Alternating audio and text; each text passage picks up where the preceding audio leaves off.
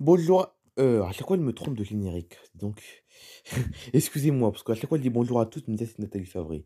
Non, son automatisme, quand je commence une vidéo, c'est salut à tous, c'est tonton Mathis, le youtubeur, j'espère que vous allez bien. Moi, ça va super. Aujourd'hui, on se retrouve pour une vidéo sur. Oh, c'est pas sur Flight Radar que je la raconte. J'allais dire, on se retrouve sur une vidéo sur Flight Radar. Non, pas Flight Radar, sur Air Info. Donc, c'est parti pour l'actualité d'Air Info de cette troisième. C'est parti pour cette troisième édition de Air Info. Rechute du trafic aérien européen en février. Le trafic aérien en Europe a rechuté en janvier 2022, brisant une tendance à la reprise de plusieurs mois sous la pression du variant Omicron qui a provoqué des restrictions de déplacement. Selon l'organisme de surveillance du trafic Eurocontrol, les mouvements d'avion ont représenté en janvier 2022 78% du total du même mois en 2019. Avant la pandémie du Covid-19, évidemment. Donc en 2019, il n'y avait pas encore le Covid. Cela représente un décrochage de 10 points par rapport à décembre 2021, quand le volume de vol dans l'espace d'Eurocontrol, incluant, outre l'Europe continentale, le Royaume-Uni, la Turquie et l'Israël, avait atteint 78% de la même période d'avant-crise. Surtout, la chute de janvier marque un reversement de tendance de tendance par rapport aux 6 mois précédents, de 50% en juin 2021 par rapport à 2019. La circulation des aéronefs avait, avait cru à 71% en août et 77% en novembre. Ça avait augmenté, vous avez vu. Les premiers jours de février semblent néanmoins encourageants, avec une hausse du nombre de vols de 7% à 77 à 17 719 dans la semaine du 3 au 9 février par rapport à la semaine précédente, a détaillé Eurocontrol. J'ai pas bien compris ce que vous voulez dire. J'ai pas bien compris ce que vous voulez dire 7 machin, 17 machin, mais bon, vous allez peut-être comprendre. Taux de remplissage faible. Certains États allègent les mesures liées à la pandémie avec une réduction des restrictions de déplacement, ce qui est une très bonne nouvelle évidemment. Conséquence, le taux de vaccination élevé et de gravité supposée moindre du variant Omicron selon l'organisme. Ça veut dire que, comme avec le variant Omicron, avec le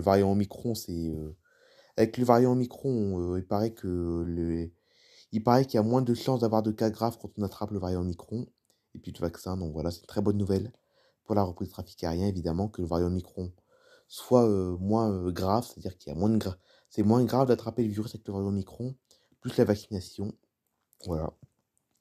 J'essaie de vous traduire un peu parce que j'ai du mal un peu à lire encore, mais bon, ça va venir au fil des épisodes, ne vous inquiétez pas. Mais avec un trafic à 78%, le transport aérien s'ancre dans la fourchette basse des estimations de reprise du trafic aérien d'Eurocontrol, qui tablait initialement pour février sur un volume compris entre 67% et 91% du trafic de 2019. Donc Eurocontrol, il pensait qu'il y aurait 67 et 71% en février, mais finalement il y a eu 78%. Bon, c'est pas mal quand même. Encore, les chiffres d'Eurocontrol ne donnent pas d'indication sur le nombre de passagers qui dépend du taux de remplissage des avions, souvent faible depuis le début de la pandémie. Parce que vous savez que beaucoup de gens ont peur de voyager depuis que le Covid est là. Mais bon, ça commence un peu à se régler cette histoire un peu dans les avions. Ainsi, en 2021, la zone couverte par l'organisme a vu évoluer 56% du trafic d'avions de 2019, mais l'Europe a retrouvé seulement 44,3% de ses passagers aériens de la même année, en 2021 donc, selon des chiffres préliminaires de l'Organisation de l'aviation civile internationale OACI, une agence de l'ONU. Voilà, donc l'article a été publié le vendredi 11 février. C'est pas très très vieux, mais bon. Ça commence à dater un peu, ça fait plus d'une semaine, mais bon, c'est encore d'actualité. On est encore en février, donc. L'IATA confirme la reprise du trafic avec l'assouplissement des règles. Alors que l'Australie, l'Inde, l'Indonésie, les Pays-Bas, la Tunisie, la Suède ou la Suisse simplifient ou vont simplifier leurs conditions d'entrée, l'IATA signale un véritable boom de la demande. Ah, enfin une bonne nouvelle. Beaucoup d'experts du transport aérien évoquent un tourisme de revanche dans un monde post-Covid, donc un monde d'après-Covid. Alors que les déclarations de l'OMS, donc l'Organisation mondiale de la santé, sont de plus en plus optimistes sur une probable transformation de la pandémie en endémie, de plus en plus de pays acceptent une stratégie de cohabitation avec le virus du Covid. Et les règles d'entrée simplifiées génèrent bien une appétence au voyage. C'est ce que constate ainsi IATA. Donc IATA, c'est un organisme qui gère un peu le trafic aérien.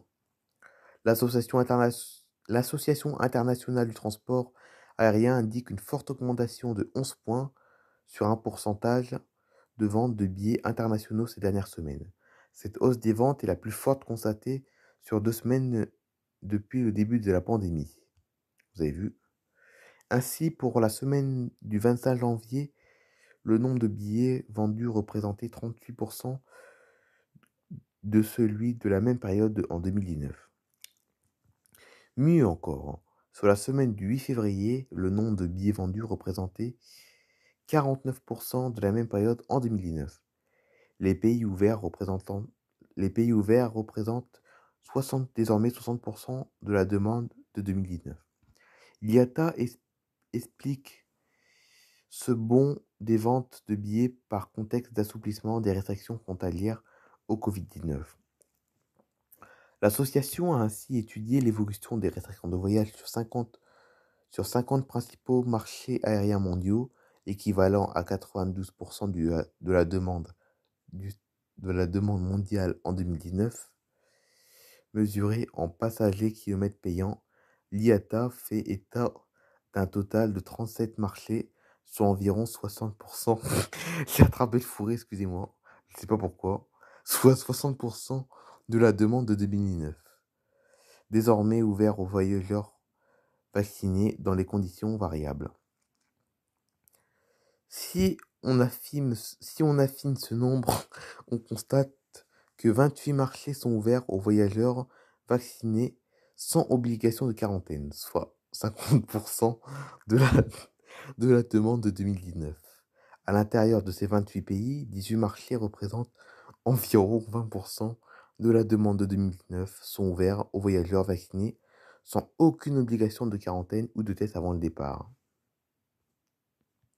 L'aéroport de l'Île-les-Quins perturbé ce vendredi 18 février, donc c'était vendredi dernier, mais l'aéroport de l'Île-les-Quins a été perturbé ce vendredi 18 février à cause d'une tempête, tout simplement.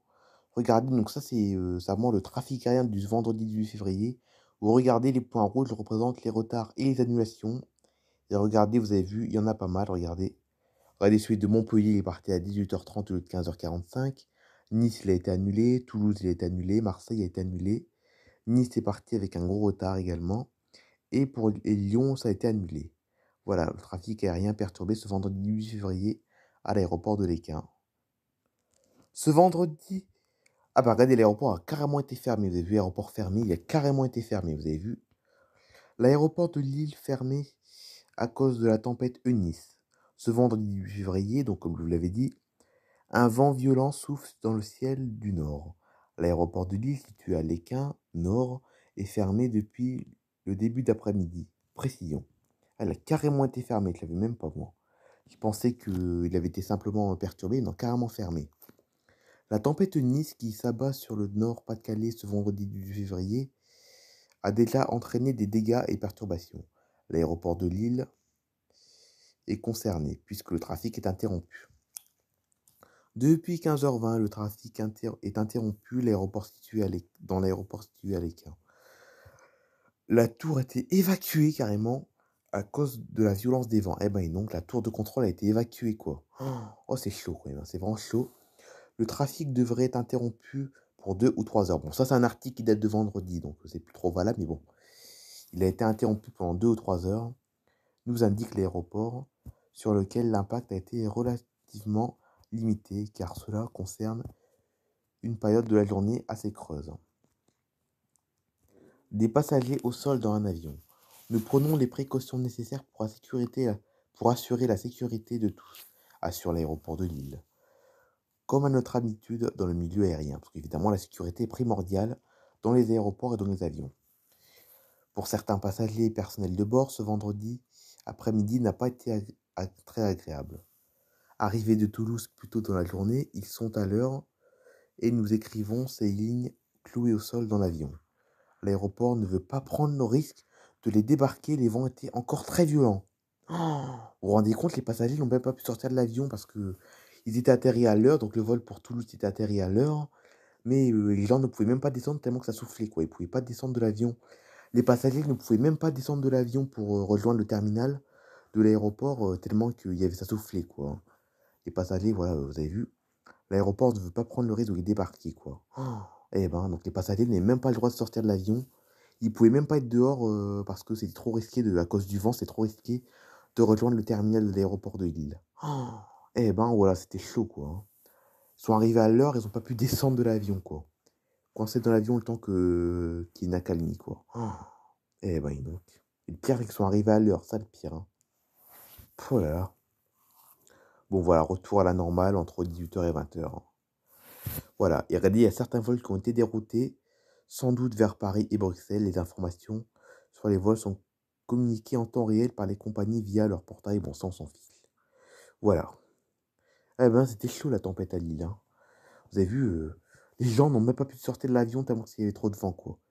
Ils étaient atterris, ils étaient bien atterris, l'avion était sur le tarmac et tout. Hein. L'avion était sur le tarmac et tout, mais les passagers ne pouvaient pas être débarqués tellement qu'il y avait du vent et que les passagers ne pouvaient pas tenir debout dehors, quoi. Les passagers ne pouvaient même pas tenir debout dehors. Les passagers ne pouvaient même pas tenir debout dehors et du coup, ils ont dû interdire le débarquement, quoi. Et le pire, c'est qu'ils sont atterris à l'heure. Non, mais... On aura tout vu dans le trafic aérien, franchement. Ouais, donc voilà, une journée, un vendredi très perturbé avec un. Voilà. Eh ben, et donc, carrément fermé, quoi. Pouf.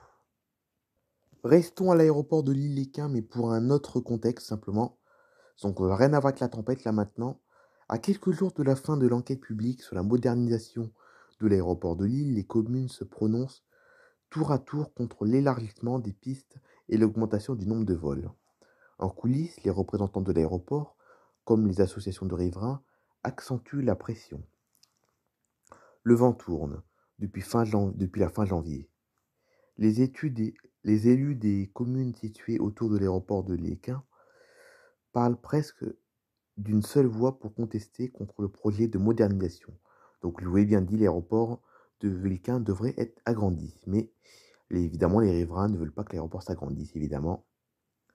Porté par la Société de l'aéroport de Lille, aux côtés de la mise aux normes, aux côtés de la mise aux normes des équipements aéroportuaires, le concessionnaire prévoit d'agrandir la piste principale et de doubler la surface de son aérogare.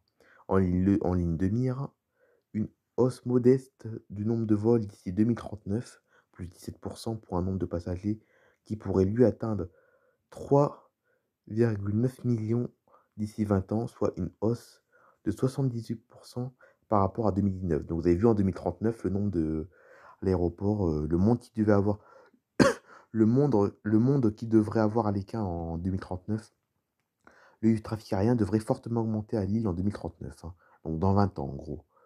Ces hypothèses, peu de riverains et d'associations semblent y croire, comme le racontait récemment Médiacité, bon ça on s'en fiche.